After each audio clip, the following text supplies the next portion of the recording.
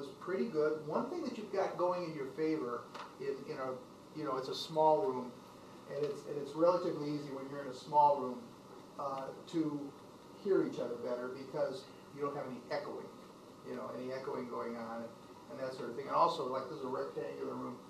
For whatever reason, when you play like, you know, to the sort of to the short wall like this, you play on the, you know, on the long wall.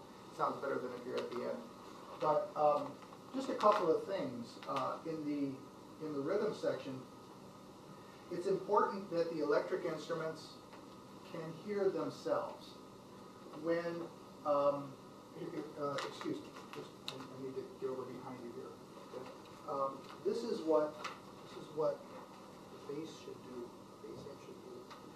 Actually, guitar amp should do. You should get it so that the speaker. Let me get this right. You should get it so that the speaker is pointed directly at your head. Oftentimes, the electric instruments will play too loud, and they don't know it.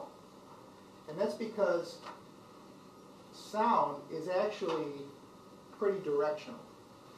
And if you have the speaker sitting on the floor, pointing straight out, and if you're just like no more than a foot away from it, like the speaker's just right here, pointing out, well, the term is you're off the axis. You're way off the axis.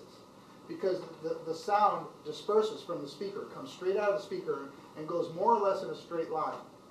It's true on both bass and guitar. It's a little more critical on guitar. It's a little more true on guitar than it is on bass. So one thing to do, if everybody's going to hear themselves, that's the first step towards being able to play together, you know, to be able to develop a balance. You can't develop a balance unless you know how much or how little you're contributing to the balance. So here's another sort of the same story. Just do that. That makes all the difference. And you'll hear each other. And I should say that the audience will hear you just fine because, you know, they're 10, 12 feet back, and the sound spreads out. Like I say, it comes off of the cone of the speaker, and then it kind of spreads out from there. And so that's the first thing. Now you have horns in the front line, and you have rhythm section in the back, and what we need to do is we need to create a little air in the sound. The sound right now is somewhat thick. If we were dealing with sight instead of sound, we would say that it's rather opaque, and we want to make it more transparent. You know, we want to make it more so that when the rhythm section's playing, you can't help the fact that, say, the guitar and the tenor sax are in the same frequency level as each other, you know. But you can sort of do things with the sound so that they both don't compete, you know, for that frequency range, you know. So, for example, could you just play for a moment? Just play like when the group was playing the melody. Just play exactly what you play in the way in which you play it. Now,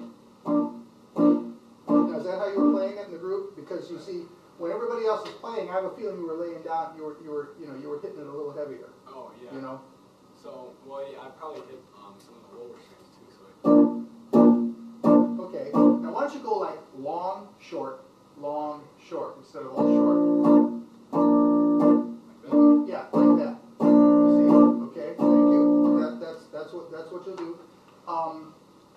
The bass sound, typically what you do with electric bass, you're in a jazz group, you're trying to replicate the sound of the acoustic bass. You know, the acoustic bass is obviously correct instrumentation, you know, for what we're doing here. And for a number of reasons, you know, electric bass has, you know, found its way into the jazz, the jazz ensemble. So there are several differences, obviously. The main difference between playing acoustic bass and playing electric bass is in how long the notes last before they decay.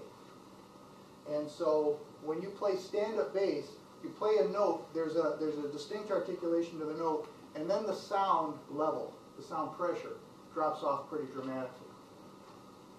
Play the way you play. Pretty much try to play at the same volume level and everything, just the way you were playing with the group.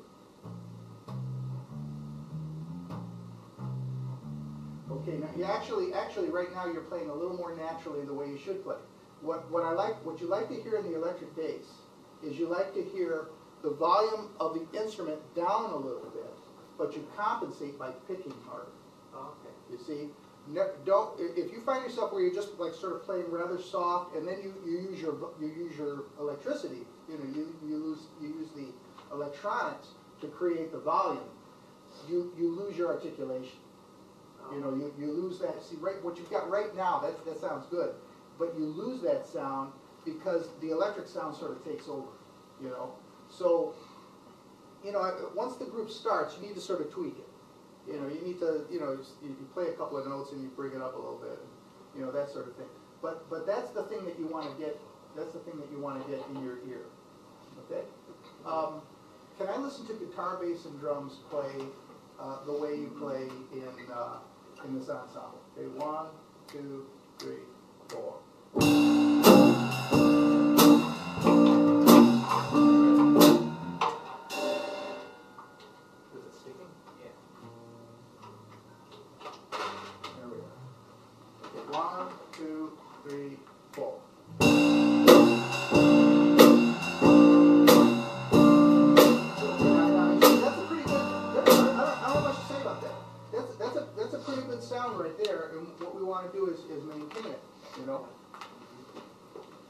Very simple thing in the piano.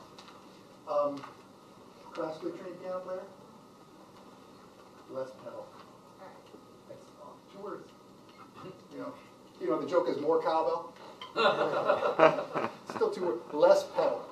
Anytime piano play in classical training, it's much more important for many reasons. But we're trying to open up the sound a little bit and create more of these little air pockets, where there's these little fractions of a second where like absolutely nothing's going on. It should be a porous, again in the the visual analogy, a porous sound. So play pretty much the same thing you're playing. We don't arpeggiate as much. We play more what they call block chords, and the challenge with that is we have to think more rhythmically. So you might go like 3, 4, ah, ah, ah, ah, ah, ah, ah, ah, ah. See, that sort of thing. And I'm pronouncing that staccato on purpose.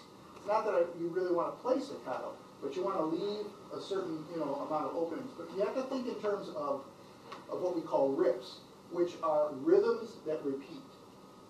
So just for openers, just to give you one to start with, if you saw a dotted quarter eighth on the page, you would play ah, ah. You see? But the fact that you wouldn't be pedaling it would sort of dry up the sound a little bit. There wouldn't be as much happening. So that's just a rhythm, just to to sort of start with. Okay. Let's take it from solos. Let's take it from solos. Let's take it from tenor sax solo, and take it from that point, and then everybody play a 1/4 solo, right?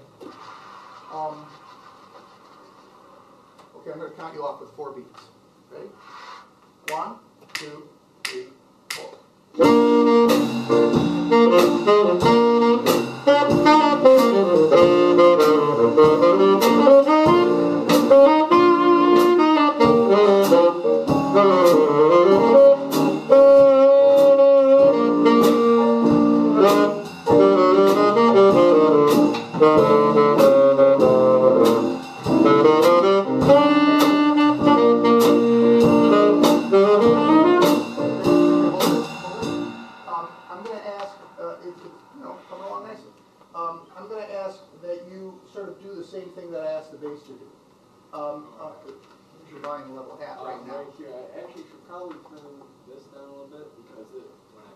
Out there? Yeah, on the guitar?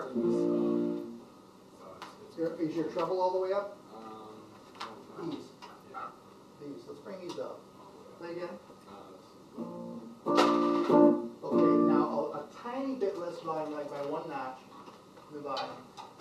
And then, but hit a little harder.